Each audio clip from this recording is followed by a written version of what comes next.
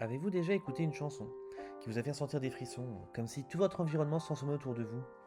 Ou lu un livre qui vous a fait voir la vie sous un autre angle? Nous allons voir ensemble un pouvoir insoupçonné de la culture. Partons explorer ensemble ce phénomène intrigant. Aujourd'hui, on plonge dans un sujet fascinant. Comment la culture, que ce soit la musique, le cinéma, l'art ou la littérature, modifie notre perception du monde et nous permet de nous reconnecter à nos émotions les plus profondes. Nos sens, la vue, l'ouïe, le toucher, le goût et l'odorat, sont la façon dont nous percevons le monde. Mais la culture a ce pouvoir unique de réinterpréter ses perceptions. Quand on parle de voyage sensoriel, il ne s'agit pas seulement d'une métaphore. Parfois, nos sens se mélangent et nous procurent des sensations étranges. C'est ce qu'on appelle la synesthésie, un phénomène où certains associent par exemple des sons à des couleurs ou encore des mots à des goûts. C'est fascinant et ça se retrouve dans l'art, la musique ou même au cinéma. Prenons par exemple la musique. Certaines compositions musicales peuvent agir sur des régions spécifiques du cerveau responsables de la mémoire, des émotions et même de la motricité. Ainsi, lorsque nous écoutons un morceau, l'activation de ces régions peut être si forte que notre cerveau crée une sorte de projection émotionnelle ou imagée. Un morceau de musique intense peut donc faire surgir des images mentales, des sensations de chaleur, de froid, voire une impression d'élévation, de suspension dans l'air. C'est ainsi la musique qui stimule une sorte de réponse visuelle ou émotionnelle. Parfois même une seule note peut provoquer des sensations physiques comme des frissons ou une montée d'adrénaline. Le cinéma utilise des techniques sonores et visuelles très puissantes pour manipuler nos perceptions. L'utilisation de la musique, des couleurs et des lumières dans un film peut littéralement affecter notre rythme cardiaque et nos émotions. Par exemple dans les films d'horreur, les sons, comme les bruits stridents, les silences, sont utilisés pour créer des tensions physiologiques et augmenter notre anxiété. Le cerveau fait des liens entre le son, les émotions qu'ils évoquent, ce qui fait que certains sons peuvent automatiquement nous faire ressentir de la peur, du plaisir ou même de la nostalgie. Pour ma part, je me souviens de ce moment précis où j'ai écouté Pagan Poetry de Björk pour la première fois, et comment cette musique, la voix, les sons et les paroles ont résonné en moi d'une manière indescriptible. C'était comme si autour de moi devenait plus intense, plus vivant.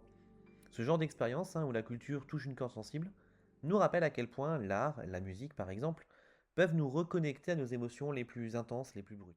C'est donc ce phénomène de synesthésie émotionnelle, la capacité de l'art à faire écho à nos émotions les plus profondes, souvent en créant des images mentales, des couleurs dans notre esprit, ou faisant écho justement à différents sens. Au-delà de l'aspect personnel de la culture peut aussi rassembler les gens autour de mêmes expériences sensorielles et émotionnelles.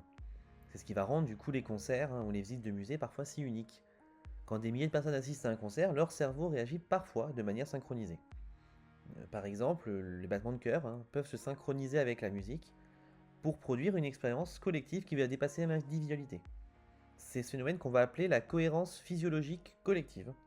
Les émotions se synchronisent, tout comme nos cerveaux qui vont réagir de la même manière à un même stimulus.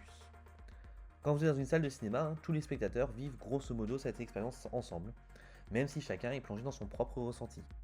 D'un point de vue scientifique, ce phénomène est appelé résonance neuronale. Ce terme désigne la capacité des cerveaux humains à réagir de manière similaire aux mêmes stimuli externes. Par exemple, regarder une œuvre d'art ou écouter une pièce musicale peut déclencher des circuits neuronaux similaires chez plusieurs personnes. Une étude a montré que les cerveaux des spectateurs dans une salle de cinéma, en regardant une scène poignante, montrent des activités cérébrales similaires, ce qui renforce l'idée d'une expérience collective où les perceptions sont partagées. C'est pas juste un effet visuel ou auditif, c'est une véritable réponse neurologique collective. Prenons un exemple simple, un concert. Quand tout le public chante en chœur, les émotions sont partagées et renforcées par l'environnement. Le phénomène de contagion émotionnelle est observé. Les émotions des autres spectateurs influencent notre propre état. Si une personne dans la foule est émue par une chanson, il est probable que d'autres, à un niveau subconscient, ressentent la même chose. Cela crée une ambiance unique, où la culture agit presque comme un catalyseur pour des émotions collectives.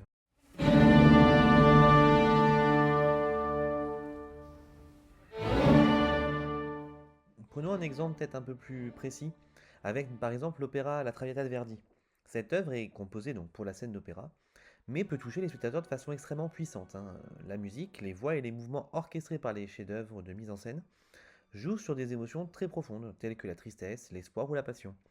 La structure musicale affecte notre perception du temps et de l'espace, la façon dont nous ressentons les personnages et leurs dilemmes. La musique des violons ou des bois, par exemple, active des zones de notre cerveau liées à l'empathie, nous permettant de ressentir ce que les personnages vivent.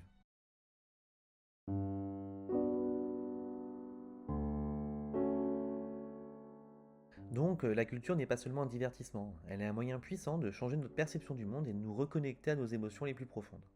Elle agit sur nos sens, notre âme et notre compréhension de la réalité. C'est dans ce sens que sur Culture Odyssée, je vais essayer de vous faire découvrir la culture sous toutes ses formes. Et vous, quel est le dernier film, livre ou morceau de musique qui vous a vraiment touché? Dites-moi tout en commentaire. Et si vous n'avez pas encore trouvé ce voyage sensoriel, je vous encourage à vous perdre dans des œuvres qui déclenchent des émotions fortes. Vous ne serez pas déçus. Et voilà, c'était Chronos sur Culture Odyssée. Restez connectés pour plus de découvertes et d'aventures culturelles. A très vite pour un nouveau voyage.